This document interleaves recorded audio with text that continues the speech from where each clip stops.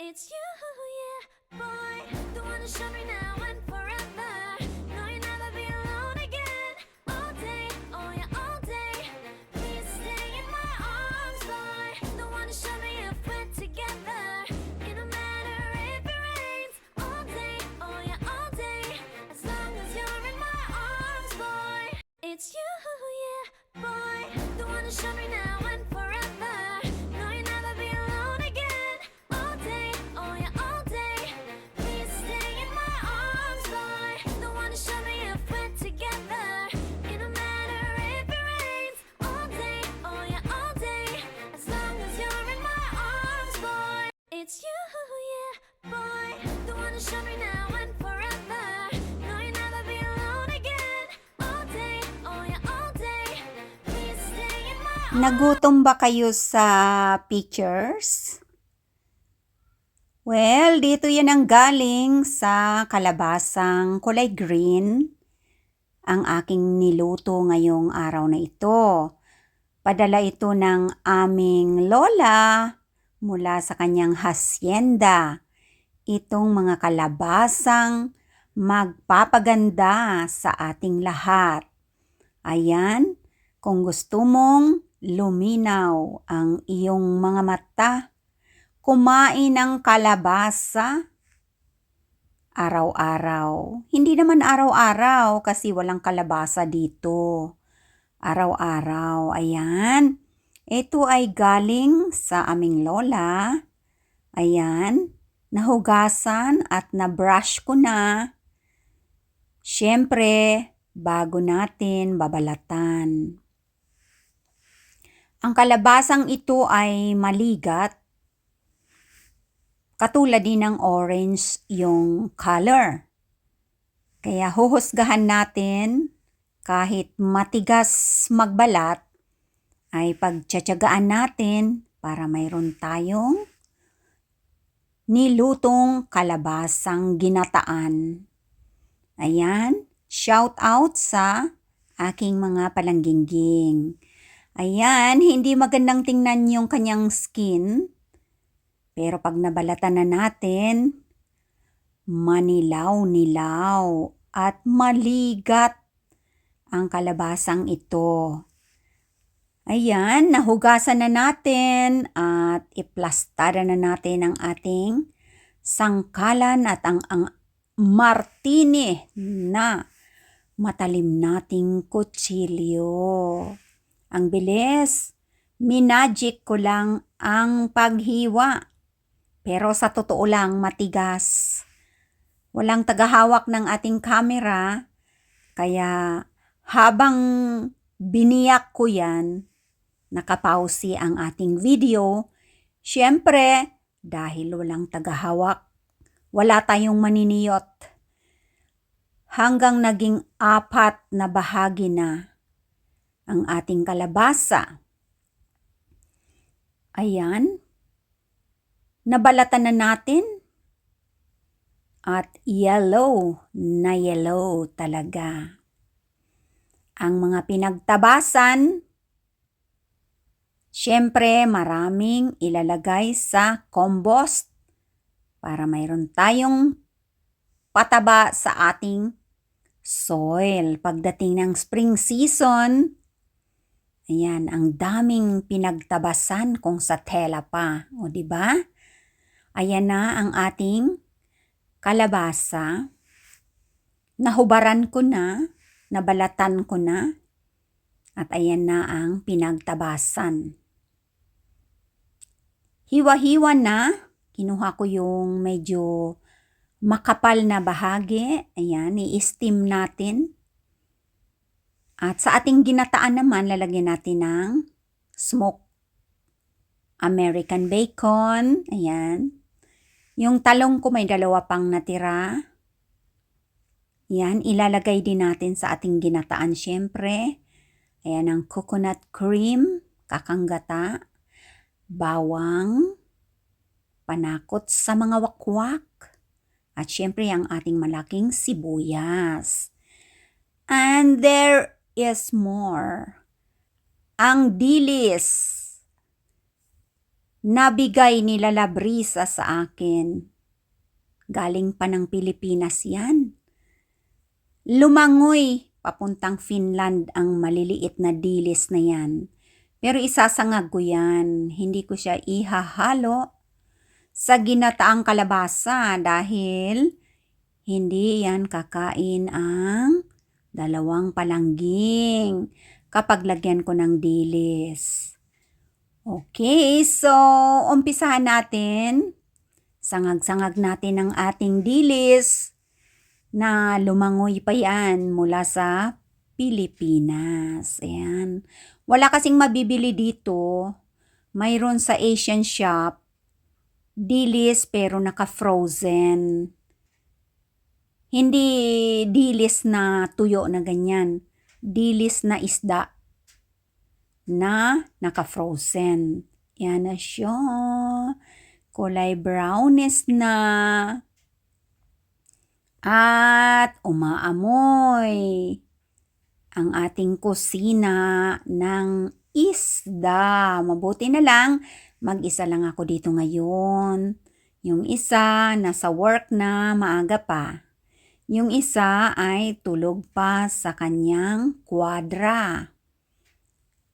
Kwadra talaga, no? Ayan, maluluto na ang ating sinangag na dilis. Oh, sarap nito, may sawsawang kamatis. At saka suka o di kaya yung dayap, no? Malutong. Ayan, luto na yung ating sinangag na dilis. Ayan, inalis na natin sa kawali para hindi siya tuluyang maging uling. Tamang-tama lang ang pagkakasangag ko. Malutong siya at syempre, lasang dilis. Ayan.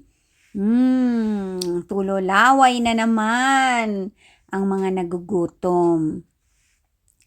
At eto na, nagpapakulo na tayo ng konting water. Ilalagay natin ang vegetables cubes, 2 para sa ating ginataan. Ayan, na kalabasa. Ayan, ano lang natin, tunawin dyan sa kumukulong.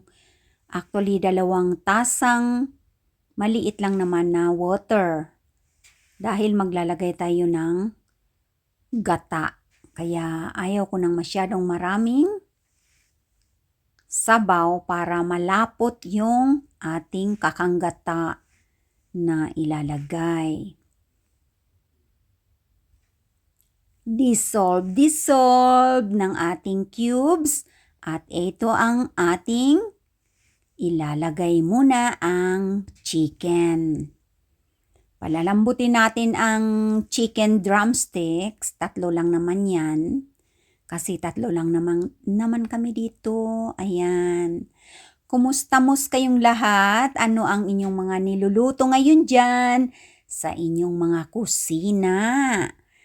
Ayan, siguradong hapunan or tanghalian. Saan man ang inyong mga zone.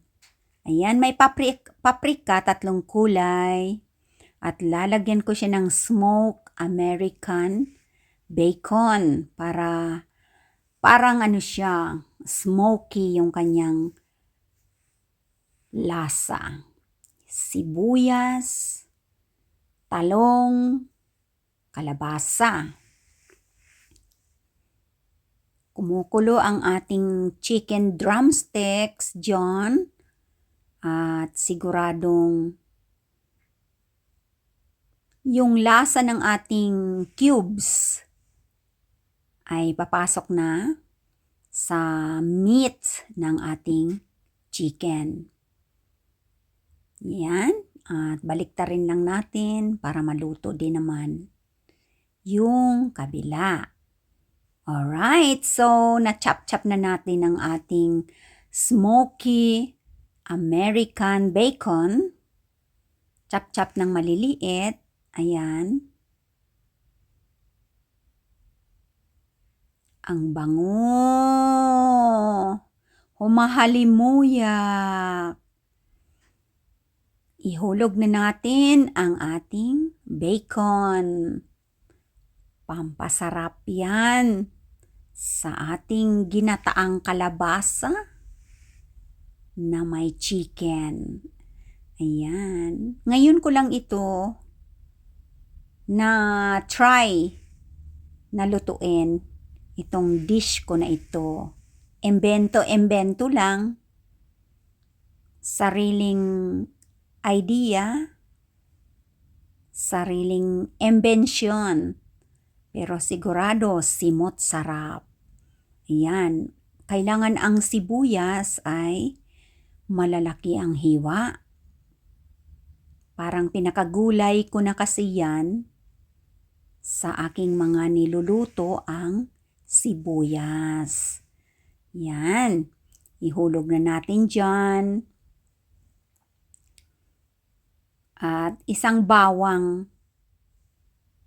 Kasi may powder garlic na yan, yung cubes. Ihulog na natin siyempre ang ating kalabasa na maligat na dilaw na dilaw. Amoy kalabasa. At sa taas naman, ilagay natin yung ating guhit-guhitang talong. Tapos, hayaan lang natin siyang kukulo dyan at lumambot. Takpan natin siyempre para lumambot nang sabay-sabay ang ating kalabasa at talong at sibuyas. Takpan. Ayan. Ito naman ang ating kakanggata.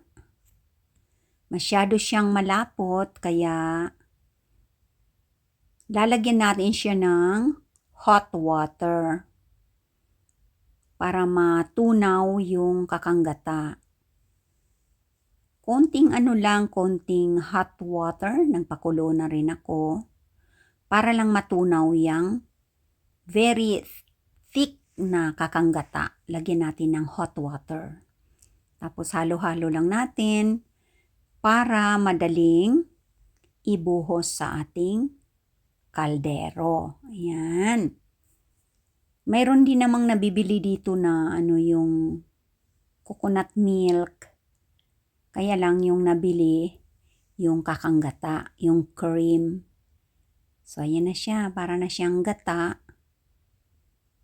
na na kakanggata na nilagyan ko na siya ng hot water para madaling ibuhos sa ating niluluto. Ayan, kasi kung malapot, tatagal pa din ng segundo. Kung malabnaw na ganyan, madaling ibuhos syempre. Alright, at ready na para ibuhos na natin ang ating kakanggata sa ating kaldero. Malambot na ang chicken, syempre, lutong-luto na. At ang ating kalabasa ay malambot na rin. Ayan, kumukulo.